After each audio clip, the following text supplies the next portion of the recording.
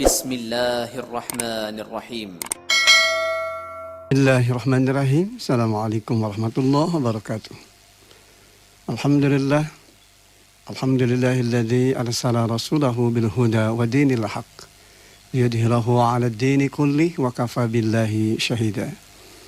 Asyhadu an la ilaha illallah wahdahu la syarika lah wa asyhadu anna Muhammadan abduhu wa rasuluhu la nabiyya ba'dah. Allahumma salli wa sallim ala Muhammad wa ala alihi wa sahbihi ajma'in, amma ba'd. Dengan kasih, alhamdulillah kita panjatkan puji dan syukur kita kepada Allah Subhanahu wa taala di kesempatan pagi hari ini, hari Jumat tanggal 24 Juli 2020 Miladiyah, bertepatan dengan 3 Zulhijjah 1441 Hijriah. Alhamdulillah, seperti biasa di agenda pagi kita, Embun Pagi, mengawali hari dengan inspirasi dan ilmu.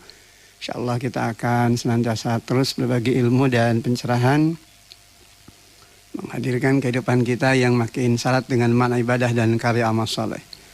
Sebuah titian kehidupan yang tentu saja akan senantiasa menghadirkan kemuliaan, keberkahan, bahkan ampunan insyaAllah subhanahu wa ta'ala.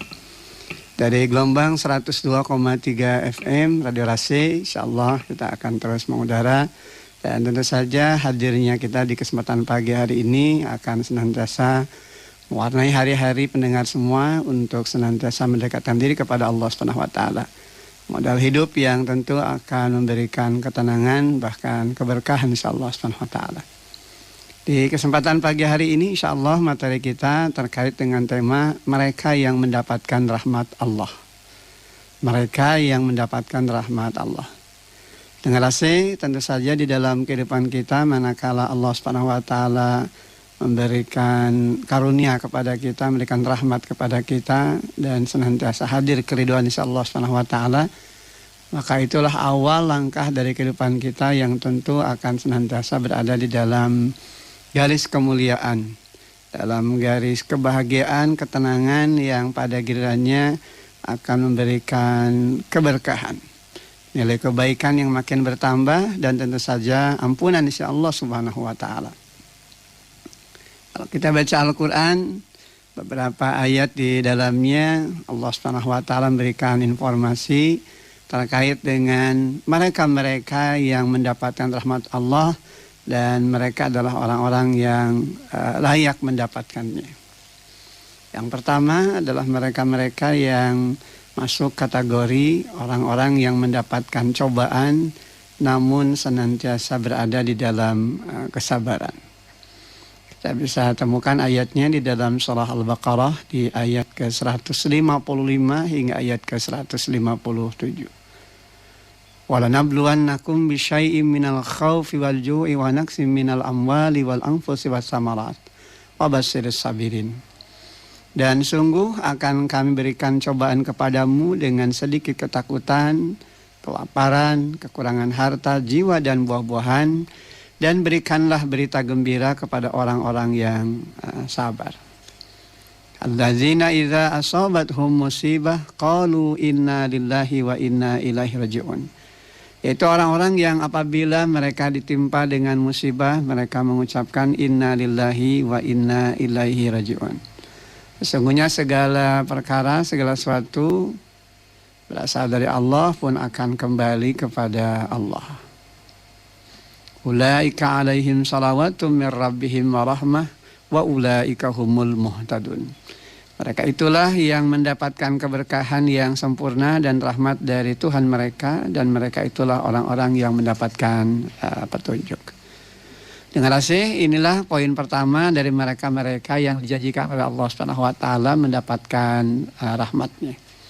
Jadi mereka-mereka yang tatkala mendapatkan ujian, mereka senantiasa berada di dalam kesabaran. Nilai kesabaran sebagaimana diungkapkan di ayat ke-155 hingga ayat ke-157 surah Al-Baqarah ini, ternyata puncaknya berada pada semangat untuk mengembalikan segala perkara kembali kepada Allah. Intinya tentu ada sandaran dan harapan yang totaliter hanya kepada Allah Subhanahu wa taala. Oleh karena itu, mereka-mereka yang senantiasa mendapatkan ujian, senantiasa mendapatkan cobaan insya Allah Subhanahu wa taala, dan mereka-mereka yang senantiasa bersabar, maka Allah memberitakan kepada mereka kabar berita gembira tentang kesabaran mereka dan tentang ketangguhan mereka di dalam menghadapi ujian. Wabasyiris sabirin, sampaikanlah berita gembira kepada orang-orang yang sabar. Siapa mereka? Alladzina idza asabathum musibah, yakni mereka-mereka yang apabila ditimpa dengan musibah, qalu, mereka berkata, mereka mengucapkan inna lillahi wa inna ilaihi rajiun. Segala perkara, segala sesuatu berasal dari Allah pun akan kembali kepada Allah. Oleh karena itu mereka yang bersandar kepada Allah tentu hidup dan kehidupan mereka selalu berada di dalam ketenangan, terbebas dari segala bentuk keresahan dan kegelisahan. Maka kemantapan hati inilah yang sesungguhnya memancarkan dalam diri mereka untuk tidak pernah ragu dalam melangkah. Sehingga tidak ada hasrat walaupun sejenak dan tidak ada niat walaupun selangkah untuk berpaling dari aturan Allah. Sebab tatkala mereka mendapatkan ujian sekalipun, mereka yakini dari ujian tersebut akan hadir keberkahan, akan hadir nilai kebaikan hidup yang tentu saja nanti akan menjadikan mereka makin mantap di dalam melangkah. Dan itulah sesungguhnya awal bagi hadirnya kesuksesan dalam makna yang sesungguhnya. Baik pendengar AC, saya undang juga untuk bisa bergabung di layanan WhatsApp 0812-210-23 atau di SMS juga bisa ya di 0812-210-23. Baik, kita lanjut ya. Jadi poin pertama terkait mereka yang mendapatkan rahmat Allah itu adalah orang-orang yang tatkala mereka diuji, tatkala mereka mendapatkan cobaan, mereka senantiasa berada di dalam kesabaran. Dan inti atau saripati dari kesabaran itu adalah mengembalikan segala perkara kembali kepada Allah. Dalam makna bersandar dan sandaran hidupnya hanya disandarkan kepada Allah Subhanahu wa taala semata. Dengar saya, adapun hal yang kedua dari poin kedua, mereka-mereka yang mendapatkan rahmat Allah itu adalah mereka yang senantiasa dibicarakan Allah. Kalau kita dibicarakan oleh Allah, tentu saja kaitan-kaitan yang berhubungan langsung dengan tadi kesabaran ya, dari kaitan yang senantiasa menghadirkan kemantapan hati. Hal-hal yang dibicarakan tentu saja adalah nilai-nilai kebaikan. Kalau kita dibicarakan orang lain tentang kebaikan-kebaikan kita, tentu kita bahagia, gitu ya, kata orang Sunda bunga, gitu kan. Ya, karena artinya kita punya nilai hidup yang baik dalam kehidupan orang-orang terdekat di dalam kehidupan kita. Maka tentu hal itu akan jauh lebih membahagiakan lagi manakala yang membicarakan itu adalah Allah Subhanahu wa taala. Kita bisa lihat di dalam surat Al-Baqarah ya, di ayat ke-177 di hampir penghujung ayat. Wal mufuna bi ahdihim idza ahadu was-sabirina fil ba'sa'i wad-dharra'i wa hinal ba's. Ulaika alladziina shadaqu wa ulaika humul muttaqun. Dan orang-orang yang sabar dalam kesempitan, penderitaan, dan dalam peperangan, mereka itulah orang-orang yang benar imannya, dan mereka itulah orang-orang yang bertakwa. Jadi mereka-mereka yang senantiasa dibicarakan oleh Allah tentang ketangguhan hidup mereka adalah orang-orang yang jelas dengan sini mereka mendapatkan rahmat ya Allah Subhanahu wa taala. Mereka yang sabar dalam kesempitan ketika banyak hal yang kemudian betul-betul berada dalam kondisi yang sangat terjepit, mereka tetap menghadirkan Allah dan mereka tidak pernah berputus asa dari rahmat Allah Subhanahu wa taala. Demikian juga ketika mereka berada di dalam penderitaan, berada dalam kesulitan saat berjuang, mereka tidak pernah lelah untuk terus memperjuangkan apa yang menjadi harapan-harapan di dalam kehidupannya.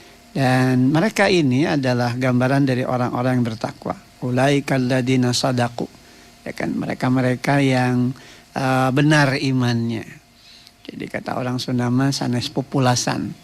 Bukan hanya kamuflase begitu ya, bukan hanya pemoles bibir. Ketika dia mengatakan sabar dalam ujian, ketika dia mengatakan kita harus kembali kepada Allah ya, karena memang di dalam kesehariannya tatkala dia diuji dengan kesempitan, tatkala diuji dengan penderitaan, bahkan dalam kaitan perjuangan yang harus mereka lewati dengan segenap tenaga dan upaya yang ada, mereka tetap menyandarkan dirinya kepada Allah dan hadir Allah di dalam kehidupan mereka. Maka inilah yang digambarkan oleh Allah Subhanahu wa taala dengan ungkapan ulaikal ladzina sadaqu. Jadi mereka itulah orang-orang yang benar imannya. Artinya ada orang yang omongannya, ucapannya tentang sabar luar biasa gitu ya. Terkait dengan ungkapan untuk mengembalikan segala sesuatu kembali kepada Allah, luar biasa. Tapi ternyata dalam prakteknya, dalam pelaksanaan tidak demikian. Nah, ini yang tentu saja tidak akan terjadi pada mereka-mereka yang senantiasa hatinya diliputi kepada Allah. Artinya mereka senantiasa menyandarkan seluruh harapan dan menggantungkan seluruh apa yang menjadi keinginan-keinginan mereka, harapan-harapan mereka hanya kembali kepada Allah. Sehingga mereka inilah yang dikategorikan mereka yang benar-benar dengan keimanan mereka. Wa ulaika humul muttaqun, bahkan mereka ini juga termasuk kategori orang-orang yang bertakwa. Yang ketaatan, ketundukan dan kepatuhannya tentu saja tidak diragukan lagi. Nah, inilah poin yang kedua dengan hasil terkait dengan mereka yang mendapatkan rahmat Allah Subhanahu wa taala. Yakni mereka-mereka yang senantiasa dibicarakan oleh Allah menjadi inspirasi bagi mereka-mereka yang ingin hidup di dalam ketangguhan, bagi mereka-mereka yang tentu ingin mendapatkan kemuliaan di sisi Allah Subhanahu wa taala. Tetap sabar di dalam kesempitan, tetap sabar dalam penderitaan, bahkan dalam perjuangan dengan segenap daya dan upaya. Walaupun kesulitan demi kesulitan datang menghadang, tapi tentu saja dia tidak pernah ragu untuk terus melangkah. Dan buah dari kesabaran inilah yang tentu saja menjadikan mereka senantiasa menjadi pembicaraan. Dan Allah Subhanahu wa taala membicarakan hal ini.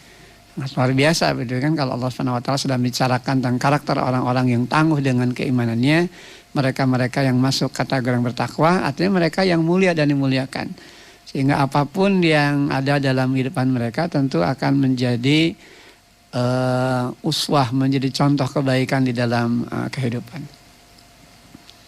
Nah, kemudian yang ketiga, mereka yang mendapatkan rahmat Allah Subhanahu wa taala itu adalah mereka-mereka yang beriman, ya kan? Dan kemudian mereka yang berhijrah, kemudian mereka yang berjihad, artinya mereka yang berjuang fi sabilillah di jalan Allah. Nah, ini pondasi iman, hijrah dan jihad ini memang harus menjadi satu kesatuan.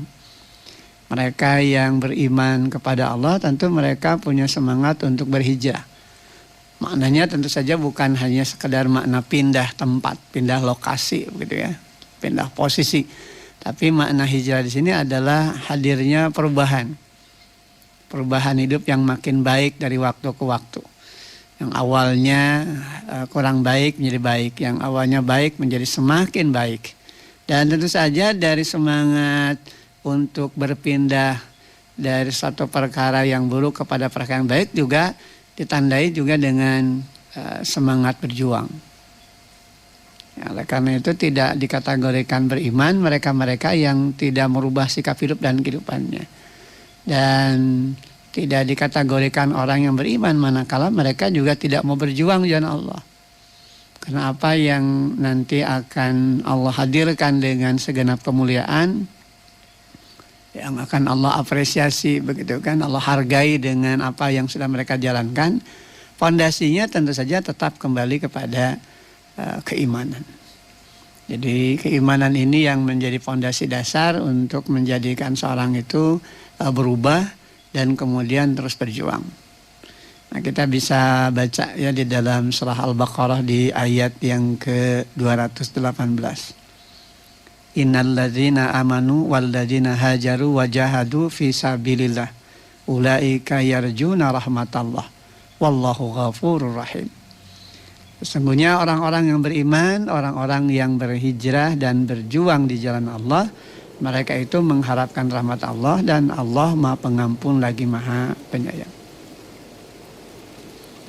Bahkan di dalam surah At-Taubah di ayat ke-21 juga digambarkan terkait dengan mereka yang beriman, mereka yang berhijrah dan berjihad dan Allah itu adalah mereka-mereka yang mendapatkan kedudukan yang tertinggi di sisi Allah Subhanahu wa taala. Jadi derajat mereka berbeda tentu dengan mereka-mereka yang hanya mengatakan beriman tapi sebetulnya mereka tidak siap untuk melakukan perubahan, apalagi tidak siap untuk berjuang. Jadi pendengar AC, saripati yang bisa kita ambil dari esensi beriman itu adalah berubah ke arah yang lebih baik. Demikian juga berjuang, dan apa yang diperjuangkan tentu saja perjuangan di sisi Allah Subhanahu wa taala. Dan ini tentu saja menggambarkan adanya semangat untuk selalu berada pada muara hidup yang mendatangkan ridha Allah. Jadi kalau dia berjuang jalan Allah, ya tentu saja apa yang dia lakukan dari cara-cara yang ditempuhnya pun tentu akan kembali kepada apa yang dikehendaki oleh Allah Subhanahu wa taala. Dia tidak akan berpaling begitu kan. Sebab manakala berpaling tentu saja diragukan keimanan mereka. Dan tentu saja bukan gambaran dari mereka yang pantas atau mereka yang layak mendapatkan rahmat dari sisi Allah Subhanahu wa taala. Termasuk di dalamnya pendengar AC, poin yang keempat, mereka-mereka yang mendapatkan rahmat di sisi Allah Subhanahu wa taala itu adalah mereka-mereka yang mendalami ilmu dan mentafakurinya. Artinya apa yang mereka dapatkan dari setiap ilmu yang Allah berikan tentu menjadi bahan tafakur, bahan pemikiran untuk makin mendekatkan diri kepada Allah. Nah, ini kita bisa lihat di dalam surah Al-Imran ya, di ayat yang ke-7. Warrasikhuna fil ilmi yaquluna amanna bih kullum min indi rabbina wa ma yadhakaru illa ulul albab. Dan orang-orang yang mendalami ilmunya berkata, kami beriman kepada ayat-ayat yang mutasyabihat. Semuanya itu dari sisi Tuhan kami dan tidak dapat mengambil pelajaran daripadanya melainkan orang-orang yang berakal. Jadi mereka yang mendalami ilmu, yang kemudian tatkala mereka bisa melihat itu sebagai bagian dari tanda-tanda kebesaran Allah, ayat-ayat Allah, mereka makin taqarrub kepada Allah Subhanahu wa taala. Dengan ada yang muhkam, ada yang mutasyabihat ya. Jadi ada yang jelas, ada pula yang memang harus dikembalikan kepada keimanan. Dan dua-duanya itu tentu saja ini menjadi bagian dari kerangka hidup yang akan menghadirkan kemuliaan manakala diimani. Dan bagi hamba yang beriman dengan keimanan benar, tentu saja mereka juga meyakini akan ayat-ayat muhkam dan mutasyabihat ini.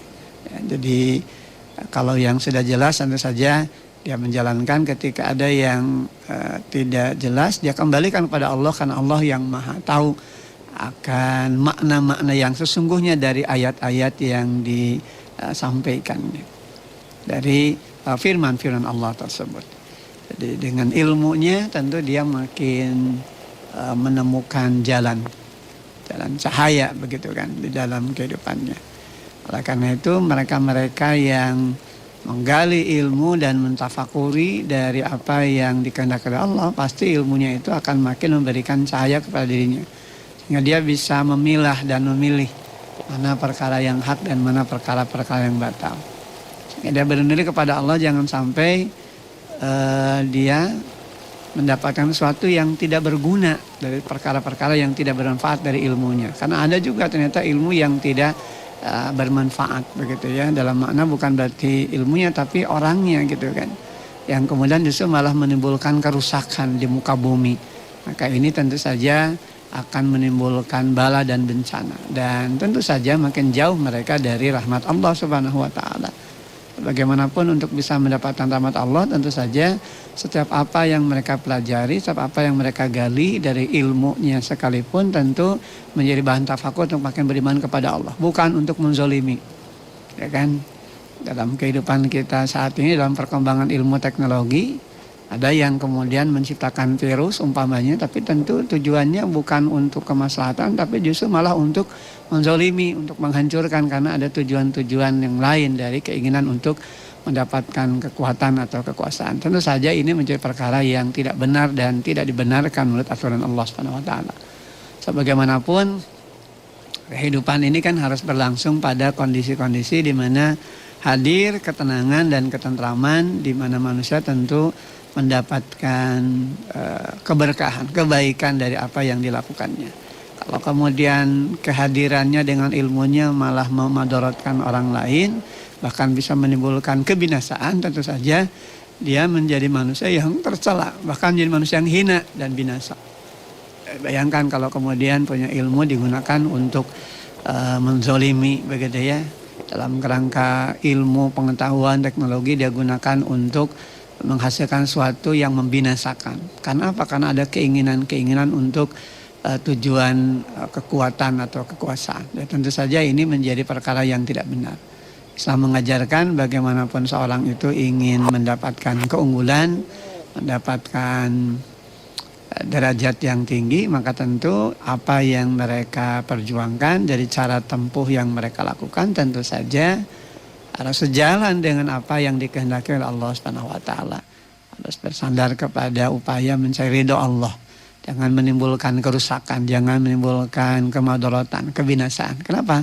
Innallaha la yuhibbul mufsidin. Karena sesungguhnya Allah sangat tidak suka, Allah sangat tidak mencintai. Allah ngewa begitu ya, benci kepada mereka-mereka yang berbuat kerusakan. Karena di dalam beberapa ayat juga senantiasa kita diingatkan wala tabghil fasada fil ardh. Jangan berbuat kerusakan di muka bumi. Innallaha la yuhibbul mufsidin. Karena sesungguhnya Allah sangat tidak menyukai, Allah sangat membenci, Allah murka kepada mereka-mereka yang senantiasa berbuat kerusakan. Jadi terjawab sebenarnya kan, kalau hari ini ada orang-orang yang dengan ilmu justru punya tujuan untuk memadaratkan, untuk membinasakan, untuk mencari keuntungan-keuntungan tertentu, ya tentunya ini adalah perilaku zalim. Allah punya cara kok untuk mengembalikannya kepada mereka-mereka yang berbuat nista, berbuat zalim seperti ini. Tentu bagi hamba yang beriman senantiasa akan Allah lindungi. Kalaupun toh kemudian terjadi kematian pada mereka yang beriman, tentu saja mereka mendapatkan limpahan karunia dari Allah Subhanahu wa taala, mereka-mereka yang mati dalam keadaan syahid berjuang jalan Allah. Dan Allah Subhanahu wa taala memang memberikan kepada kita jalan keluar begitu ya dari pintu ikhtiar yang harus dipenuhi. Di samping doa yang tentu saja harus senantiasa kita sandarkan kepada Allah. Allah memberikan ilmu potensi dasar dalam kehidupan kita bagaimana kita bisa berlepas diri dari berbagai bala dan bencana. Ada pintu-pintu ikhtiar yang harus dijalani yang tentu saja semua memang kembali kepada qada dan qadar Allah Subhanahu wa taala. Sebab manakala Allah sudah berkehendak untuk menimbulkan satu bencana kepada satu kaum, maka tidak ada seorang pun yang bisa menolaknya. Sebagaimana ketika Allah Subhanahu wa taala berkehendak untuk menyelamatkannya, maka tentu tidak ada seorang pun yang bisa menahannya. Maka dengan hanya bersandar kepada Allah, tentu saja kita akan mendapatkan kemuliaan di sisinya. Dengan hasil demikian juga yang kelima, mereka-mereka yang layak mendapatkan rahmat Allah Subhanahu wa taala itu adalah mereka yang menegakkan amar ma'ruf nahi munkar. Jadi mereka yang senantiasa menjadi sponsor di dalam kebaikan dan mencegah orang untuk berbuat perkara-perkara yang mungkarat, perkara-perkara yang menimbulkan kemadaratan. Ini yang dijanjikan oleh Allah Subhanahu wa taala mendapatkan rahmatnya. Nah, kita bisa baca ya di dalam surah Al-Imran, wal takum minkum ummatu yad'una ilal khair wa ya'muruna bil ma'ruf wa yanhauna 'anil munkar ulaika humul muflihun. Dan hendaklah ada di antara kamu segolongan umat yang menyeru kepada kebajikan, menyeru kepada yang ma'ruf dan mencegah dari yang munkar. Mereka itulah orang-orang yang beruntung. Orang yang mendapatkan rahmat Allah itu adalah orang yang beruntung. Kenapa? Salah satu di antaranya mereka-mereka yang senantiasa mengajak untuk berada dalam kebaikan. Jadi pionir dalam kebaikan, jadi sponsor dalam kebaikan. Dan senantiasa berjuang berusaha agar jangan sampai terjadi kemadaratan, apalagi sampai terjadi kemungkaran di muka bumi. Karena inilah yang sesungguhnya akan mendatangkan kemuliaan dan keberkahan insya Allah Subhanahu wa taala. Maka berjuanglah, berusahalah untuk menjadi sponsor kebaikan dan berjuang berusahalah agar kemungkaran, kehinaan dan kebinasaan, kebatilan itu tidak terjadi di muka bumi dan memang harus ditinggalkan, bahkan dimusnahkan di dalam kehidupan. Sebab kalau kebatilan kemudian kemungkaran terus merajalela, tentu akan menimbulkan kehinaan dan kebinasaan. Dan yang berikutnya adalah mereka-mereka yang mengikuti Al-Quran dan berhukum kepadanya. Nah, Nah, ini orang-orang yang akan mendapatkan rahmat insya Allah Subhanahu wa taala. Kita bisa baca dalam surat Al-An'am di ayat ke-155 ya. Wa hadza kitabun anzalnahu mubarakun fattabi'uhu wattaqu la'allakum turhamun. Dan Al-Quran itu adalah kitab yang kami turunkan yang diberkahi. Maka ikutilah dia dan bertakwalah agar kamu diberikan rahmat. Nah, inilah pendengar saya di antara beberapa perkara yang tentu saja selayaknya kita ikuti, selayaknya kita jadikan sebagai fondasi agar hidup dan kehidupan kita senantiasa ada di dalam rahmat Allah Subhanahu wa taala. Kehidupan yang dipenuhi dengan rahmat Allah adalah kehidupan yang mumpuni, berada di dalam kemuliaan, berada dalam nilai-nilai kebaikan yang tentu saja membawa nilai kemaslahatan bagi dirinya bukan hanya di dunia kini tapi juga tentu di akhirat nanti. Dengar saya karena waktunya sudah tidak memungkinkan lagi, insya Allah nanti kita akan lanjut di sesi tema berikutnya dan saya selalu undang pendengar saya kalau ada yang bertanya atau ingin sharing bersama-sama silakan di nomor layanan 0812 210 23. Saya pungkas, saya akhiri agenda pagi kita di Mun Pagi kali ini. Semoga kita selalu dalam ridho rahmat dan berkah Allah Subhanahu wa taala. Subhanakallahumma wa bihamdika asyhadu an la ilaha illa anta astaghfiruka wa atubu ilaik. Alhamdulillahirabbil alamin. Assalamualaikum warahmatullahi wabarakatuh. Alhamdulillah